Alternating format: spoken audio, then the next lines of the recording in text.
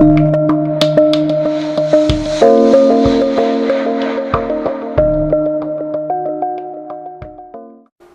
everyone, I'm going to be talking to you about the second half of September and the solar eclipse that we have coming up on the 21st. I'm filming this early, very early on the 1st of September, and the reason I'm doing that is I think this is just such an incredibly important month, and the second half of September I think will be even more important, more powerful, more dynamic than the first half.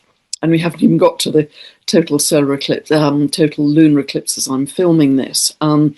So we are well aware that we have now entered a very powerful phase of shift of power, just the very beginning.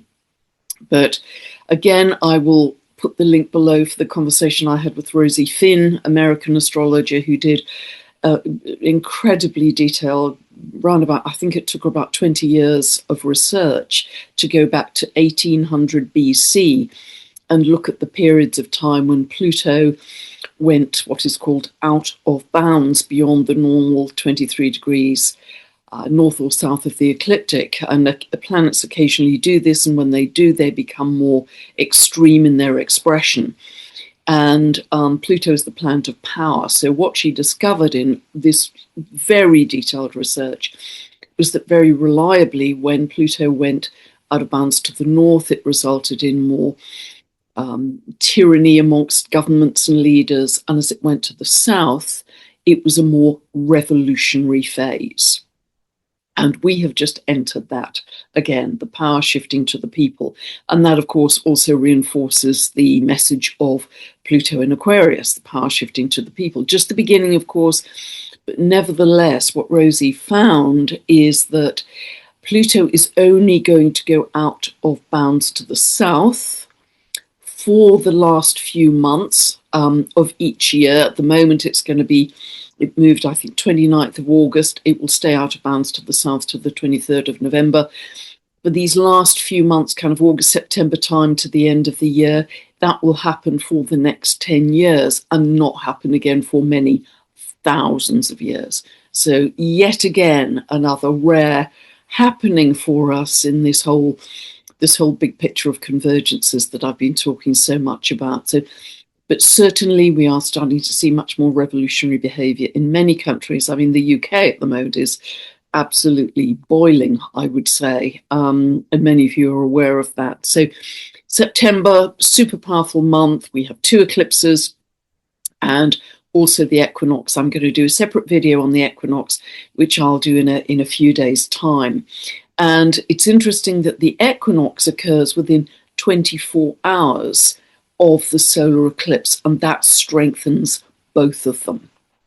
So the total lunar eclipse, which is still to come up as I'm filming this, is very much about purging, about releasing, about letting go that which no longer serves you. And it's also a period of time which is highly seismic politically, could be financially, but certainly as I was filming this already in the early hours of this morning, there was another very large earthquake in Afghanistan, and very sadly this time there were fatalities. So please send prayers to all concerned. We've been very lucky of late that although there have been some very big earthquakes like the 8.8 off the coast of Russia, 7.5 in the Drake Passage, there have been a whole spate of 6+. There have been no casualties, but unfortunately this time there have been. So let us just keep up our meditation efforts every day, every evening, because that can only help all of us just trying to calm down these very heightened energies that we're experiencing. So, but when, and this happens every time we are between eclipses, between the 7th of September with the total lunar eclipse and the 21st of September with the solar eclipse, there's always a feeling of walking between worlds. And that feeling is even bigger this year because of all the things I've talked about with endings and beginnings, and that other people are talking about. Endings and beginnings of small cycles, huge cycles, thousands of years cycles. And so this is another smaller cycle where that feeling of walking between two worlds is reinforced. Now, that could be in your own personal life. You feel that, and I think this is going to be true for virtually everybody, that certain people or circumstances are falling away from your life, or that you're releasing them consciously and deliberately because you're aware that your frequency is shifting. And when our frequency shifts, there are relationships, situations which we have outgrown, and we move on. Our frequency forces us to move on. And nature abhors a vacuum, as we know. So once we have that sense of void or vacuum, new people come in, new circumstances come in to fill that void, to match your frequency, because everything always operates on a frequency match. You magnetize them in because your frequency shifted. And also, of course, on top of that, we're toggling between 3D world and higher dimensions. Many of us are experiencing this. And we've kind of got a foot in both worlds in that sense too. So this isn't just the regular in-between worlds, it's bigger than that, much bigger. So with the solar eclipse in Virgo, I'll show you the chart in a moment. We had a new moon in Virgo, the last lunation cycle. Now there's another new moon in Virgo, but this time at 29 degrees of Virgo, the anoretic degree, the crisis degree of Virgo. And this is really throwing up issues around your day-to-day activities, your routines, etc. And if you're making these changes, or even being forced to make these changes, how are you going to signal to the universe that you want something new and different? You do it by changing some habit, some part of your routine in your day-to-day schedule, because that's very much Virgo. So don't forget, this is like a super big new moon. It's only a partial solar eclipse, but it's actually very powerful for other reasons, which I'll be covering in this video. So don't forget to set a new intention for whatever you want to plant a new seed for in your life somewhere.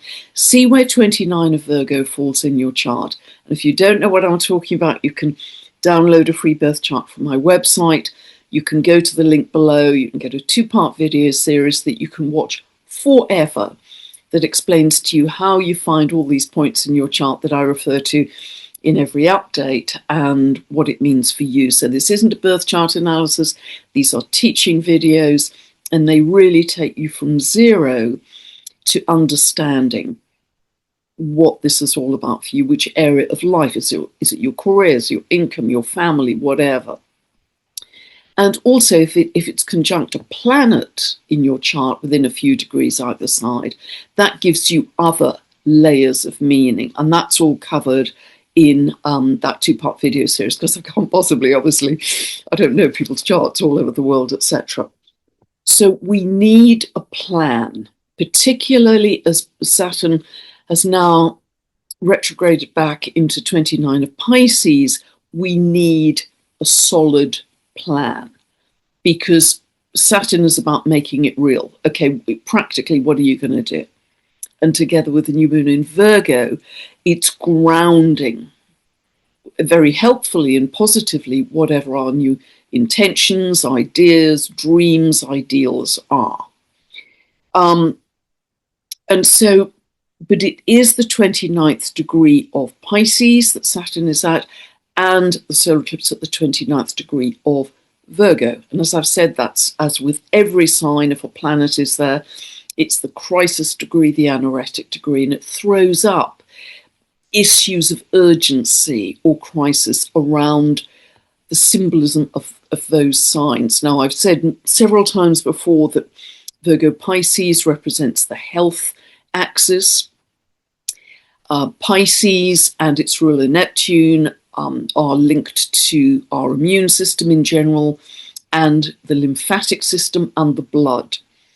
Virgo is linked to a general sense of health, but also particularly the gut, the microbiome, and getting everything in the body working like clockwork, getting it working properly. So what I think we are very likely to see at this solar eclipse in Virgo is possible big, urgent crisis issues around health. I think that's very, very likely. Possibly the Earth as well, because Virgo is an Earth sign, of course, but I do think things are going to come up around our health, around blood, around the immune system. So we'll wait and see what happens, but there could be some significant announcements round about the time. Remember that with eclipses, we feel them up to a month before, and we feel them up to 6 months afterwards as well.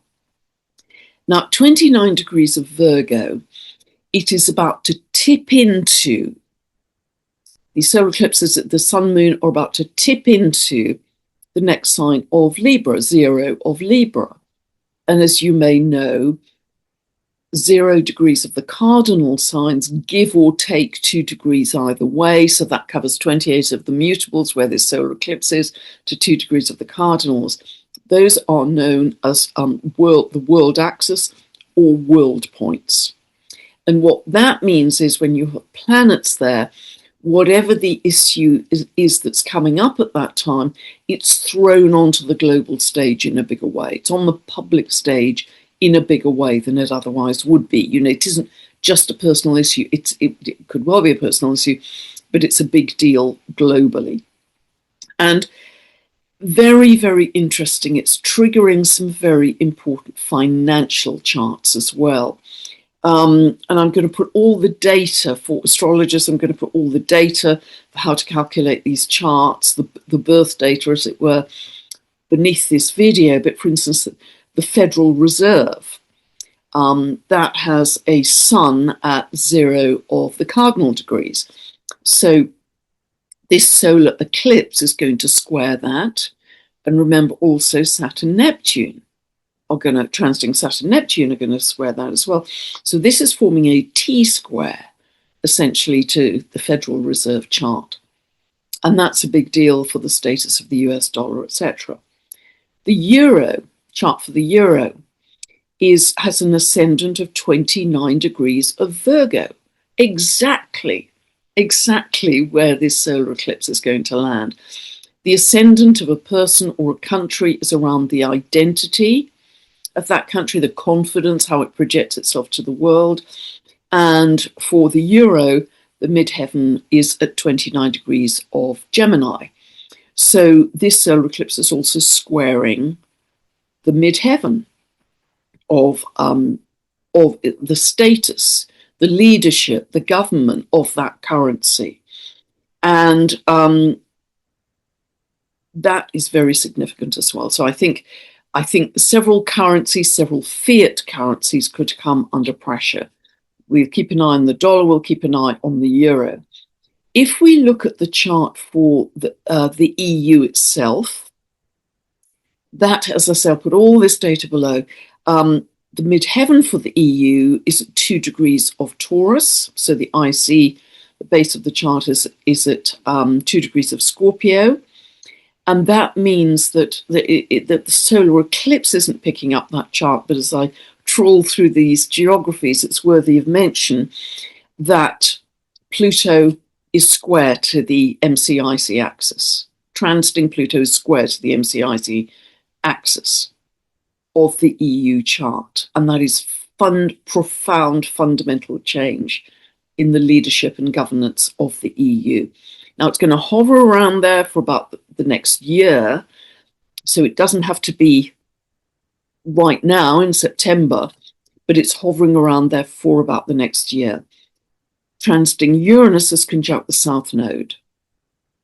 So the South Node is the sort of collective past for the people running the EU, and Uranus is going to bring a lot of potential truth and shock and awakening, I think, to the public stage too. So it's not being aspected by the solar eclipse, but it is being aspected by transiting Uranus and transiting Pluto.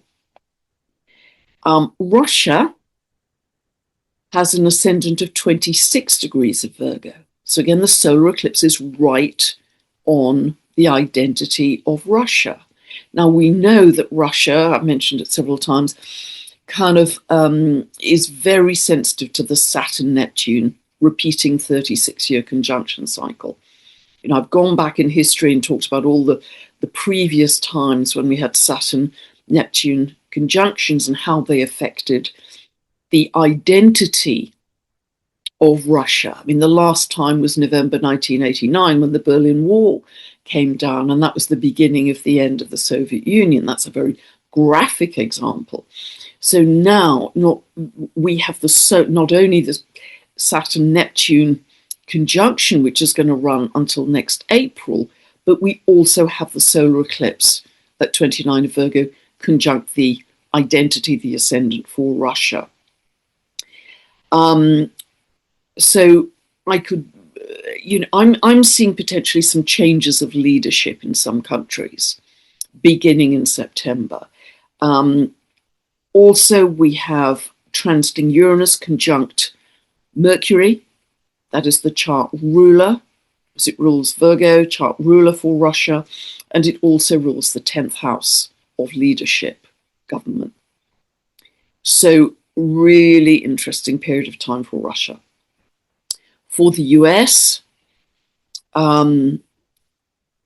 it has its MC at 1 degree of Libra, which means that the solar eclipse is actually just 2 degrees off. That's conjunct the midheaven for America, for the US. That 4th of July, 1776, 10 past 5 in the afternoon, Philadelphia chart.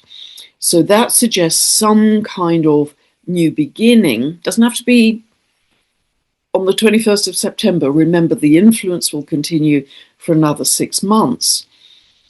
But it also means that the Saturn-Neptune conjunction, hovering around 0 of Aries, is at the base of America's chart.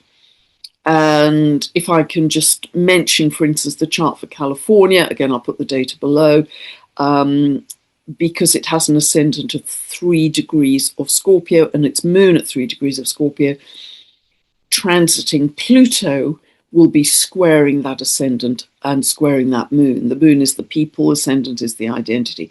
So I can see, at a minimum, apart from all the other changes going on in the US, that potentially there are some specific changes of to do with the land or to do with governance linked to California. And I have mentioned that before. So we will see what unfolds. And remember that although this solar eclipse is a kind of one-off, but that the influence continues for 6 months, Uranus, Neptune, and Pluto are also going to stay hovering around the points I've mentioned, the degrees I've mentioned, for about another year. Saturn moves on next April. So, over the next few months and even the next year, we are going to see a lot of pressure on a lot of geographies, I think, as we move through. Because if we're looking at the EU, we're looking at a whole bunch of countries. Italy is highlighted particularly, by the way, as well. So could be financial issues, because that's also highlighted by, as you'll see in a moment, Venus, which is the planet to do with currencies and wealth and banking, in a stressful aspect to both Uranus and Pluto. It's square to Uranus and quincunx Pluto, so we could see round about this time, second half of September onwards, again, something financial, some radical, sudden change to do with wealth and bank and currencies. It may be another move towards digitization. It can manifest in that way. I do think potentially there could be some pressure in the markets on tech systems as well, because Venus in stressful aspect, both to Pluto in Aquarius, to do with tech, internet, etc., innovations in tech, and Uranus, the planet that rules Aquarius, in Gemini, I think there could be, some question marks or testing around that area, but we shall see. So let us look at the chart now. And just before I put that up, I just want to say on the 15th of the month, we've got a very feisty aspect, as well as all I've said about Pluto moving out of bounds to the south. On the 15th of September, we have Mars at 25 of Libra, exactly opposing Eris at 25 of Aries. That's a pretty feisty aspect, although Mars is in Libra, and usually that's diplomatic because it's energizing Eris. Eris, remember, is the street fighter. She's feisty. She was the only goddess that wasn't invited to the wedding on Mount Olympus, so she turned up anyway and created mayhem. And her actions were said allegedly to lead to the beginning of the Trojan War. So she doesn't mess about. I mean, she will not take dishonesty, injustice, any of that. She demands truth. She demands honesty. She demands social equality. Every voice being heard. And she will not compromise until that is achieved. So she is being highly activated in the middle of the month. And then very interestingly, and I'll show the chart and I can probably show this more easily to you.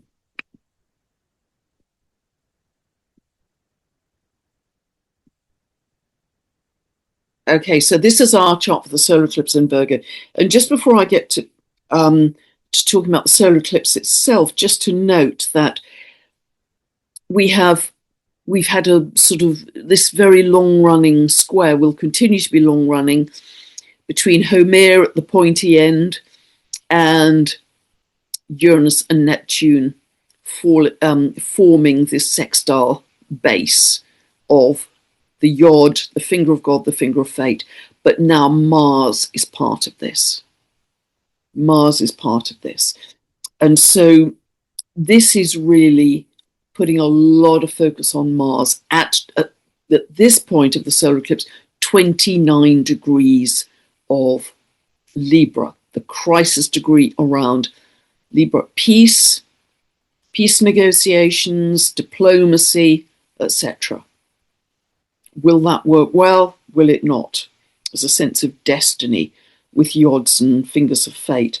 That actually is exact on the 17th of the month. It is also, of course, it is energizing Homer.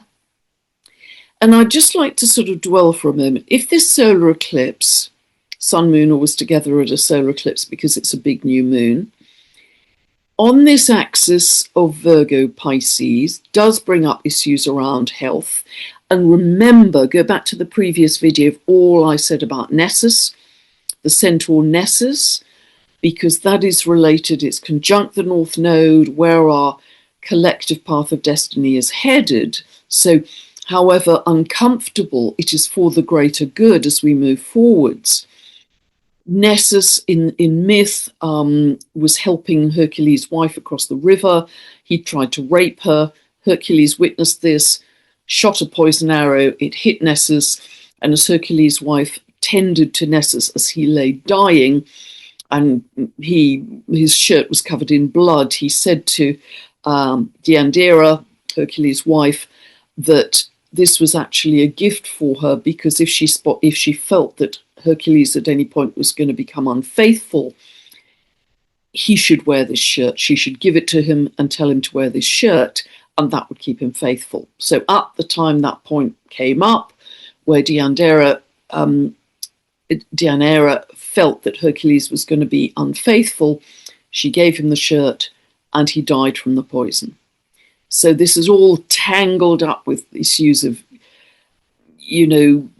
death, poisoning, blood, all kinds of things. So it does reinforce a lot of what I've just been saying about Pisces, blood, immunity, etc., etc. But also Homer has a role to play here. Homer is in a sign also that's linked to medicine, Scorpio. Scorpio tends to be linked to the diagnostic side of medicine, And because of the sting in the tail, it's linked to the injectable side of medicine too. I think it's very much related to stem cell medicine, because part of Homer's myth is regeneration.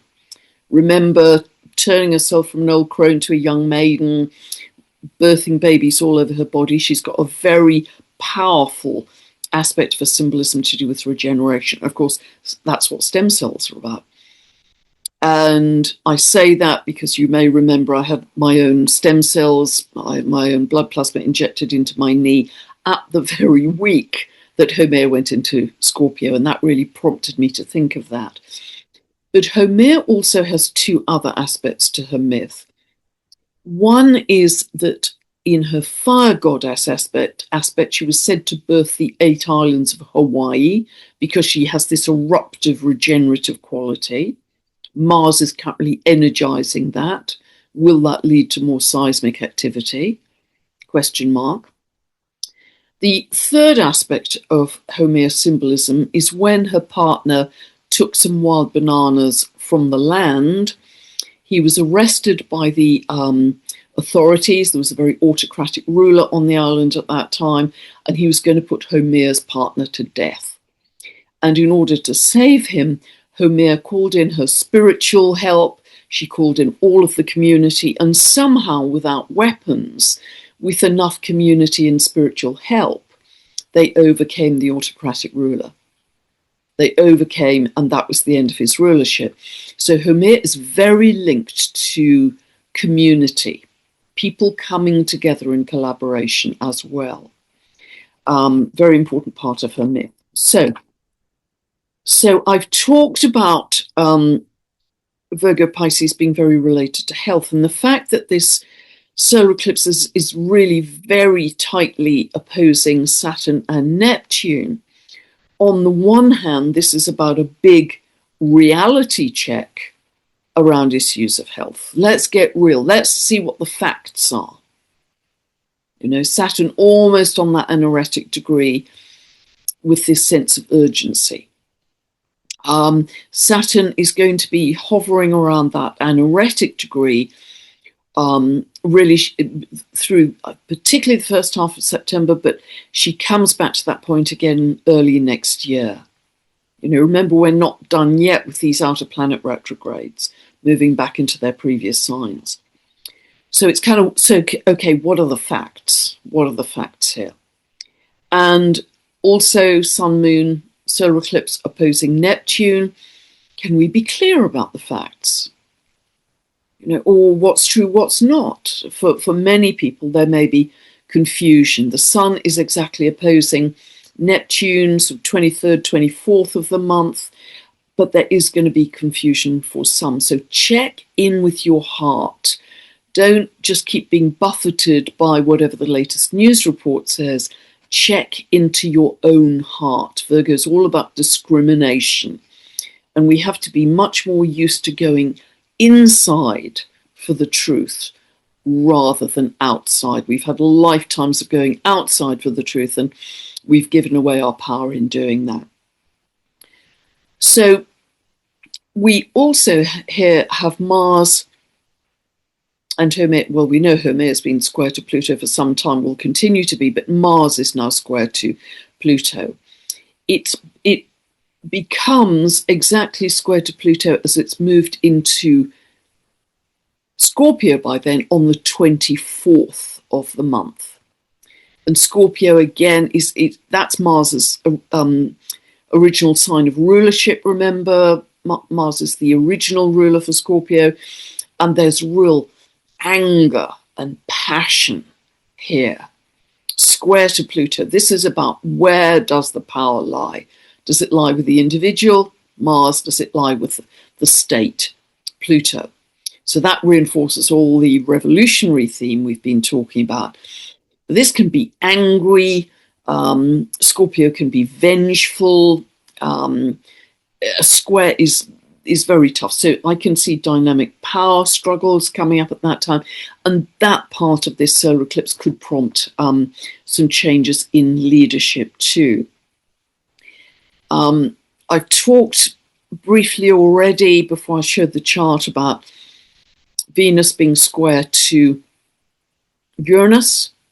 Remember, Venus is wealth, currencies, banking, and also Venus is quincunx, if you can see this faint line, to Pluto. So again, big possible changes around currency.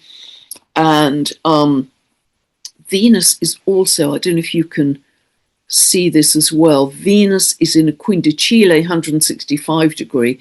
You can only use a 2-degree wall, by the way, but it's quindicile the North Node. So whatever is happening in those markets, I think our whole financial system, in a way bigger way than we can even imagine right now, is going to change very fundamentally. And I won't say more on that at this point, but any financial turbulence is another step in that direction. We have a beautiful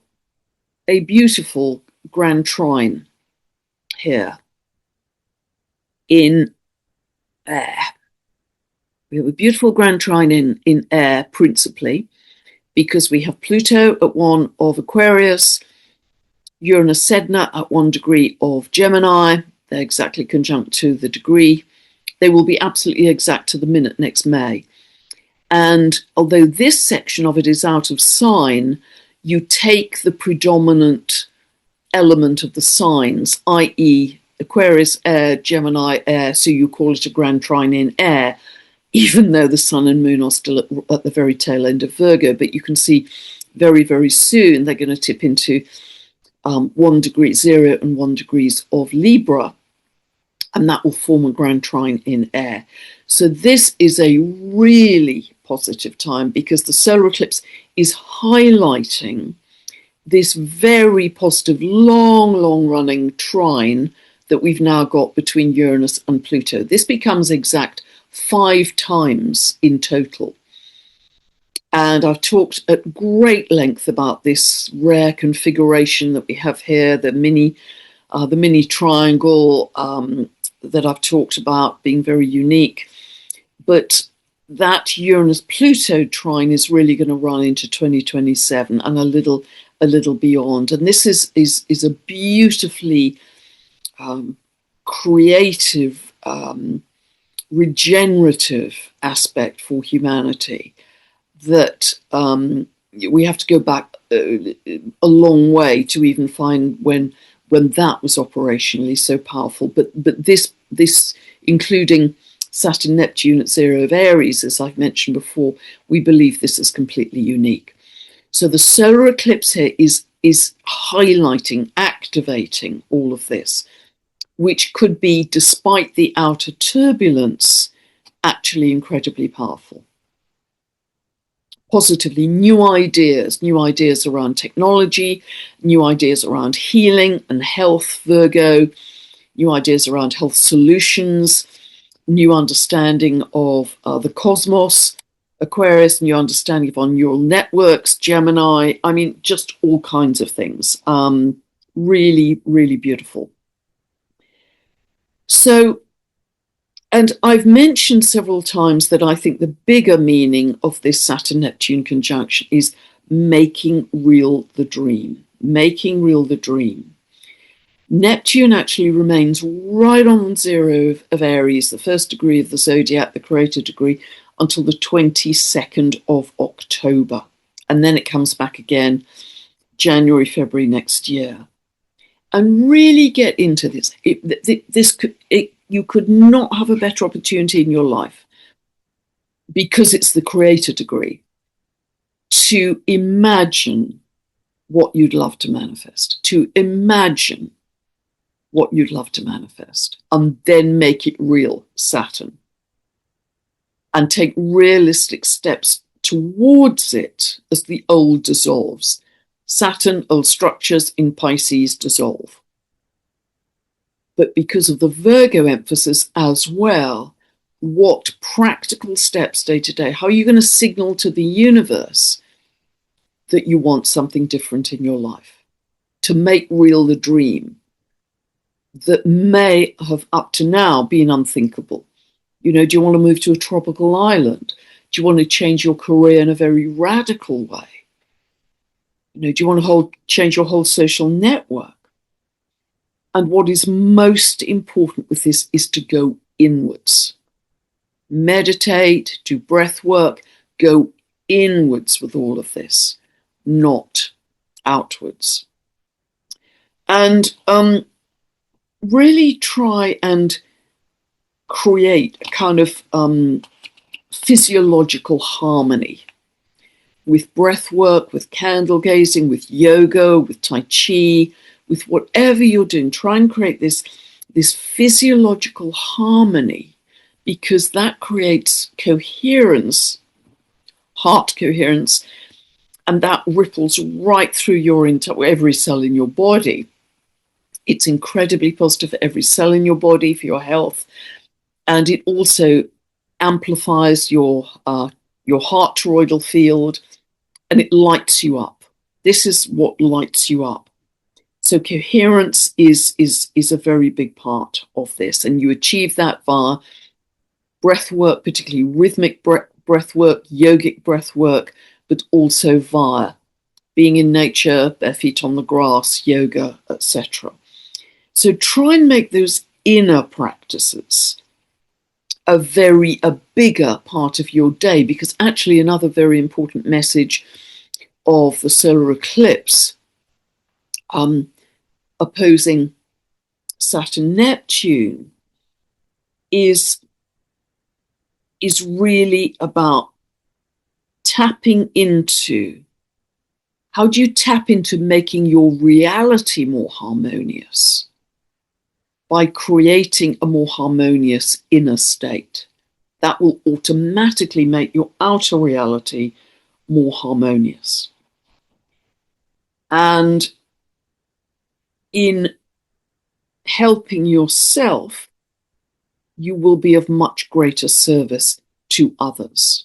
In helping yourself, you will be of much greater service to others. And that is the very positive side of Virgo, because Virgo always wants to be, you know, how can I help you? What can I do to help you?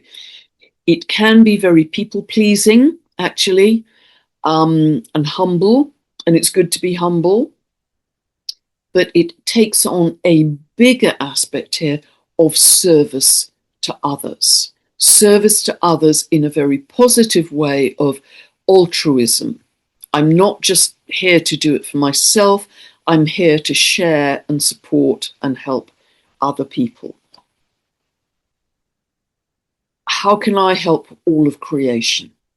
Just that sort of a feeling, because Virgo is very related to Gaia.